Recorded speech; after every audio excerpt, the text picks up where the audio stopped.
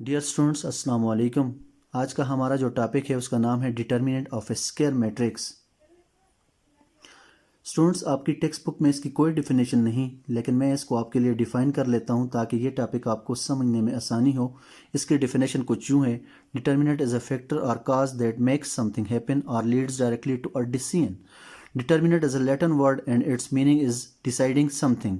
Symbol use for determinant is this. ये जो दो लाइन्स हैं इसको डिटर्मिनेंट के साइन के तौर पे यूज़ किया जाता है। स्टूडेंट्स, डिफिनेशन पर गौर करें तो आपको इसमें एक वर्ड बार बार मिलता है, डिसाइडिंग समथिंग।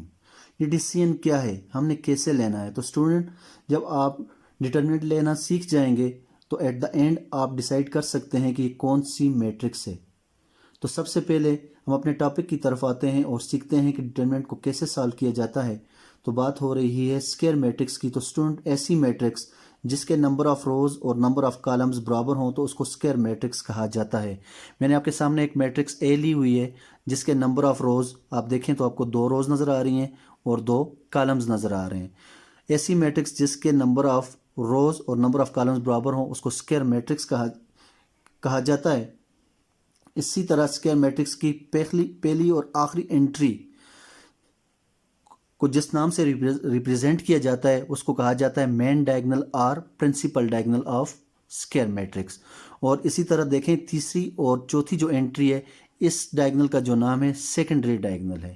लेकिन चूंकि हम ज़्यादातर फोकस मेन डायगोनल पे करते हैं या प्रिंसिपल डायगोनल पे करते हैं तो हम सेकेंडरी डायगोनल को ज़्यादातर डिस्कस नहीं करते।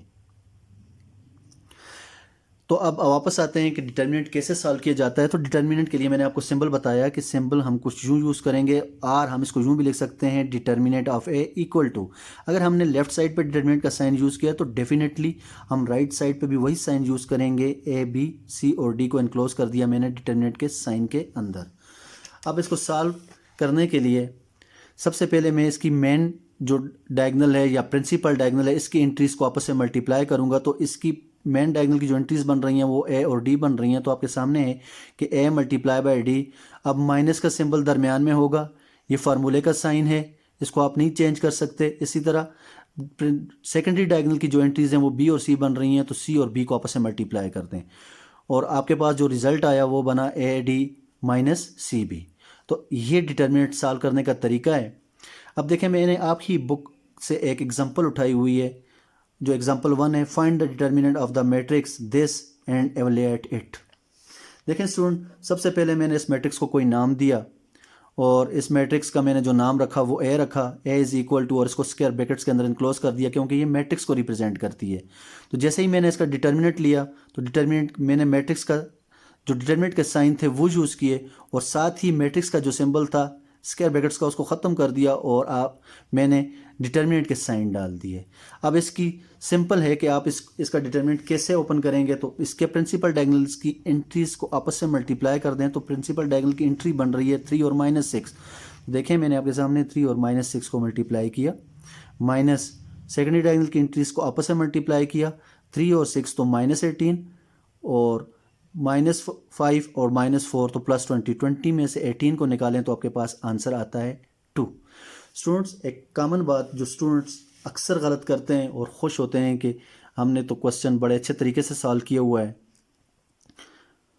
और जब इसको चेक किया जाता है तो मार्क्स 0 मिलते हैं। वो मेन गलती ये होती है कि आप जब डिटर्मिनेंट लेते हैं तो आप मैट्रिक्स को मैट्रिक्स के फॉर्म में शो करते हैं, डिटर्मिनेंट के फॉर्म में नहीं शो करते। देखें, मैंने स्क्वायर ब्रैकेट्स को में ही इनक्लोज किया हुआ है और फिर आप एंट्री को मल्टीप्लाई करके एट द एंड आंसर ले लेते हैं और कहते हैं जी कि हमारा आंसर ठीक है, क्योंकि ये क्वेश्चन गलत होता है और बाद में आप कहते हैं कि सर हमने तो ठीक किया हुआ था, आंसर यही है बुक में।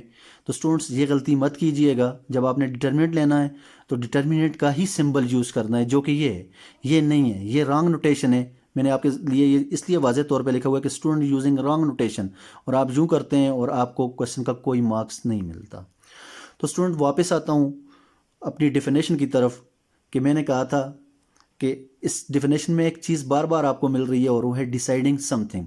तो स्टूडेंट, अब हम इस काबिल हो गए हैं कि हम डिसाइड कर सकें कि अब ये कौन सी मैट्रिक्स बनती है। तो हमारा इससे अगला जो टॉपिक है वो बनता है singular matrix and non singular matrix. तो देखें, سب سے پہلی بات جو ہے وہ جس چیز پہ غور کریں تو وہ میٹرکس کی بات کر رہا ہے. تو ایسی میٹرکس جس کا ہم ڈٹرمنٹ لے لیں. اب ڈٹرمنٹ لینا تو ہمیں آ گیا ہے. ایسی میٹرکس جس کا ڈٹرمنٹ لیں اگر اس کا آنسر 0 آ جائے تو اس کو ہم سنگولر میٹرکس کہیں گے. اب ہم ڈیسائیڈ کر سکتے ہیں کہ میٹرکس کا ڈٹرمنٹ لیں. ڈٹرمنٹ لینے کے بعد ہم نے یہ ڈیسیژن کرنا ہے، یہ دیکھنا ہے کہ یہ کون سی ٹائپ آف میٹرکس ہے، سنگولر ہے یا اس کا آنسر نان زیرو ہے. اگر نان زیرو ہے، جیسے میں نے آپ کو ایگزامپل میں سمجھایا کہ میرے پاس آنسر 2 بنتا ہے، تو اٹ مینس کہ نان زیرو ہے، تو یہ نان سنگولر میٹرکس ہے. اور ایسی میٹرکس جس کا ڈٹرمنٹ لیں اور ایٹ دا اینڈ آپ کے پاس اس کا آنسر 0 آ جائے، وہ آپ کے پاس سنگولر میٹرکس کہلاتی ہے. آئی ہوپ کہ آپ کو سمجھ آ گئی ہوگی کہ ڈٹرمنٹ کو کیسے لیا جاتا ہے. اس کے بعد آپ کا جو ہوم ٹاسک ہے جو آپ نے کرنا ہے وہ یہ ہے. اسٹوڈنٹس ایک نظر اس کو دیکھ لیجئے کہ آپ نے جو چیزیں ڈن کرنی ہیں، آپ نے ایگزامپل 2 اور ایگزامپل 3 ڈن کرنی ہے جو آپ کی ایکسرسائز 1.5 سے پہلے ہے.